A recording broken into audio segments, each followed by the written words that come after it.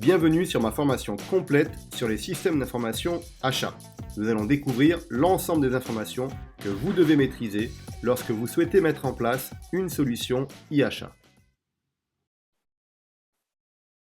On passe désormais à la phase de post-déploiement, c'est-à-dire que votre outil est déployé, vous avez formé tout le monde, l'outil est en place, au moins sur les premières entités, c'est peut-être pas un développement total.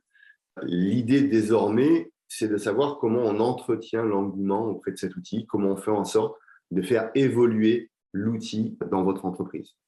Donc là, la première chose, c'est très rapidement de mettre en place des processus de retour d'expérience, puisque vous avez forcément imaginé plein de choses pour votre société, développer des cas particuliers dans la solution e-achat, mais vous allez oublier des éléments ou bien vous allez vous rendre compte à l'usage que ce que vous aviez imaginé n'est peut-être pas adapté. Donc là, l'objectif, c'est de mettre en place un outil. C'est des outils de gestion de projet que vous avez normalement dès le départ, mais qui vous permettent en fait de gérer ensuite le projet au fur et à mesure que vous recevez les incidents. Et surtout, j'insiste là-dessus pour éviter les échanges email. Puisque si tous les collaborateurs de votre société commencent à vous envoyer des emails en disant « là, ça ne marche pas, là, j'ai un problème », etc., vous n'allez plus vous en sortir. Vous allez être noyé sous les demandes, des demandes qui vont être certaines très urgentes, certaines très peu urgentes, mais aucun moyen de les prioriser. Donc, l'objectif d'outils, donc d'outils de ticketing, je vous en ai listé quelques-uns, Redmine, Monday, Slack, Atlassian, il y en a plein d'autres. Il y en a plein qui sont gratuits en plus. L'idée, c'est de proposer à vos collaborateurs, dès qu'ils ont un problème, d'ouvrir un ticket sur un outil en ligne de ticketing, d'indiquer s'il s'agit d'un bug ou une évolution. Déjà, il faut arriver à distinguer les deux. Un bug, ça veut dire que la personne est bloquée, elle ne peut plus avancer sur la solution. Donc, il y a besoin d'une intervention rapide. Une évolution, c'est plutôt, votre solution, elle est pas mal, mais est-ce que ce serait possible de rajouter telle fonctionnalité pour me faciliter la vie à l'avenir? Donc là, souvent, il y a moins d'urgence. Et donc, l'idée, c'est qu'après, vous voyez, le deuxième point, c'est la criticité. C'est de prendre tous les tickets qui ont été créés et de mettre une criticité. Une criticité, c'est en gros un degré d'urgence. Est-ce que le besoin, on doit le traiter immédiatement parce que la solution est bloquée? Les utilisateurs ne peuvent plus transformer une demande d'achat, par exemple. Ou bien est-ce que c'est une évolution? Et même dans une évolution, est-ce que c'est une évolution qui est très pertinente et qu'il faudrait mettre en développement rapidement? Ou est-ce qu'on l'a fait beaucoup plus tard? Ensuite, on doit bien décrire le bug. Et quand je dis décrire le bug, le problème souvent que l'on rencontre, c'est que vos collaborateurs vous remontent des bugs. Ils vous disent, voilà, j'essaie de créer une commande, ça ne marche pas. Si votre collaborateur vous indique uniquement qu'il a un bug pour transformer une commande, mais qu'il n'indique pas le scénario qu'il a utilisé pour générer ce bug, vous allez être bloqué. Parce que dans la plupart des cas, vous avez déjà testé la solution. Vous savez que cette transformation fonctionne. Donc, si elle ne fonctionne pas pour un utilisateur, c'est qu'il a eu un scénario bien spécifique, un scénario qu'il n'arrive pas à reproduire. Et donc, vous devez creuser ce sujet-là, le décrire, et le décrire surtout pour les développeurs. Parce qu'ensuite, les développeurs, eux, ils sont encore plus éloignés de l'utilisateur final. Donc, ils vont lire uniquement la description et ils vont essayer de trouver une solution. Donc, là-dessus, vous devez désigner un responsable. Le responsable doit être le responsable de projet ou le responsable du support client, par exemple. Ce responsable va être capable d'orienter les tickets, d'en supprimer ou d'en fusionner, puisque parfois, si le bug est généralisé sur plusieurs utilisateurs, peut-être que vous allez recevoir plusieurs fois le même problème. Ensuite, vous travaillez sur la suggestion des solutions que vous souhaitez mettre en place, vous corrigez le bug ou vous faites monter en version pour avoir une évolution. Et puis, vous allez retourner vers l'utilisateur qui vous a remonté ce bug pour lui demander une confirmation de résolution. Et c'est surtout important en fait, de revenir vers l'utilisateur pour le prévenir.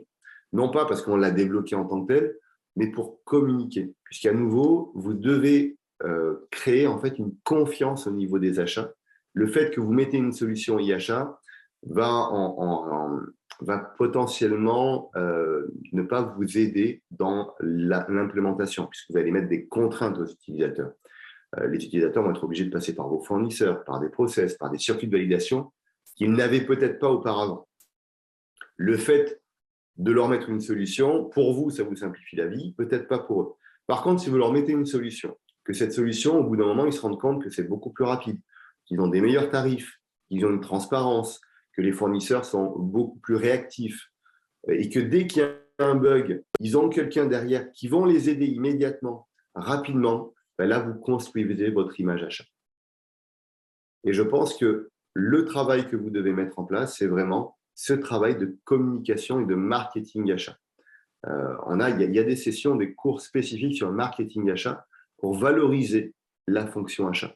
Et c'est très important, j'en ai parlé en tout début de cette formation. Vous devez travailler en permanence sur la valorisation de votre fonction, parce que plus votre fonction sera valorisée et plus vos interlocuteurs vous prendront en considération sur les projets, feront appel à vous et surtout vous feront confiance sur votre expertise, ce qui n'est pas toujours le cas dans certaines entreprises. Donc, dans ce cadre-là, vous devez mettre en place une gouvernance, c'est-à-dire en fait de garder une petite équipe projet qui est bien plus restreinte que lors du déploiement, mais une équipe projet qui a l'historique de la solution, qui maîtrise très bien la solution et qui va ensuite communiquer autour de cette solution pour montrer tous les succès de la solution, tous les avantages, les économies générées, les succès vis-à-vis de fournisseurs, les nouveaux catalogues que vous avez intégrés dans la solution, etc. Votre objectif et l'objectif de cette gouvernance, c'est d'augmenter l'adoption de ce SIHA, de faire en sorte que vous n'ayez plus du tout de commandes ou autres qui passent en dehors de la solution IHA.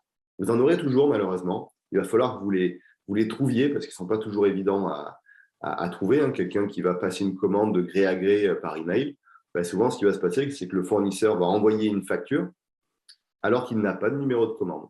Dans ce cas-là, vous devez repérer les utilisateurs qui travaillent en dehors de la plateforme et appliquer ce qu'on appelle une politique de no PO, no pay.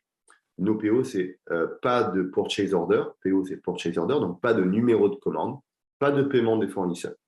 Alors, bien entendu, comme votre salarié a engagé la société, malheureusement, vous devez payer le fournisseur.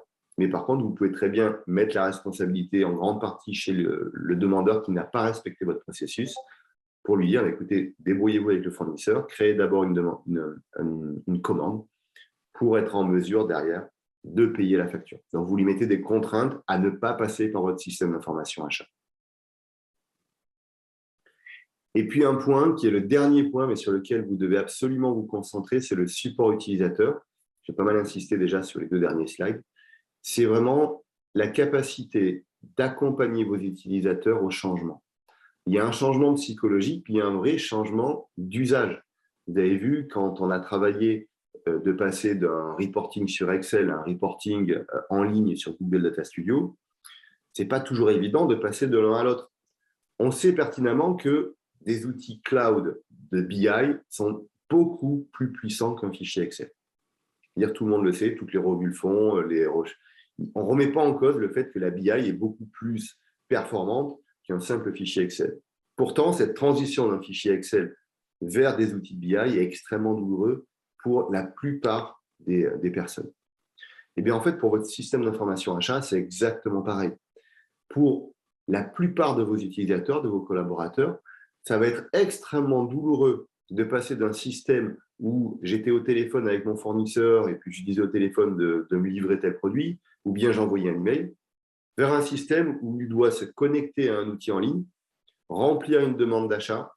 Parfois, ça passe dans des circuits de validation et ensuite seulement, ça envoie une commande officielle au fournisseur. En fait, donc ça permet d'aider, ça aide les achats, ça aide l'entreprise, mais au niveau de l'utilisateur, c'est une vraie contrainte. Et donc, pour diminuer, atténuer ce sentiment de coercition, de contrainte, vous devez apporter une qualité de support utilisateur exemplaire. C'est toujours beaucoup plus agréable d'utiliser un nouvel outil si vous savez que vous avez toujours quelqu'un qui peut vous aider, qui peut vous guider. Dès que vous avez un problème, vous avez un chat, vous avez un email, vous avez une ligne téléphonique pour vous aider et vous allez augmenter énormément l'adoption de vos utilisateurs, à la fois en interne, donc vos collaborateurs internes, mais également vos fournisseurs qui, eux aussi, finalement, vont se connecter à cet outil pour gérer les commandes, pour mettre à jour leur catalogue, pour répondre à des appels d'offres dans le cas d'outils d'appel d'offres, etc. Donc, formez bien les équipes support pour qu'elles soient capables d'être très réactives auprès de vos utilisateurs. Et j'insiste sur la réactivité. Je suis sûr que même vous, quand vous posez une question parce que vous avez un problème sur votre logiciel, sur votre ordinateur, etc., c'est toujours désagréable d'attendre une réponse pendant 2, 3 jours, une semaine. Vous, ce que vous voulez, c'est que votre problème, il est tout de suite maintenant. Donc, généralement, vous acceptez qu'on vous réponde le lendemain, parce que vous dites, bon, la personne n'est pas dédiée non plus à mon support. Mais souvent, au bout de 24 heures, on commence déjà à s'impatienter. C'est votre commande ou votre besoin, il est pour aujourd'hui, il n'est pas pour dans une semaine. Donc, gardez à l'esprit cet esprit de support client qui doit accompagner tous vos projets, et notamment dans la digitalisation, où là, vous êtes en plus dans un changement global de manière de travailler dans l'entreprise. Avec ce dernier slide, en fait, on a terminé toute cette partie de mise en place d'une solution source to pay.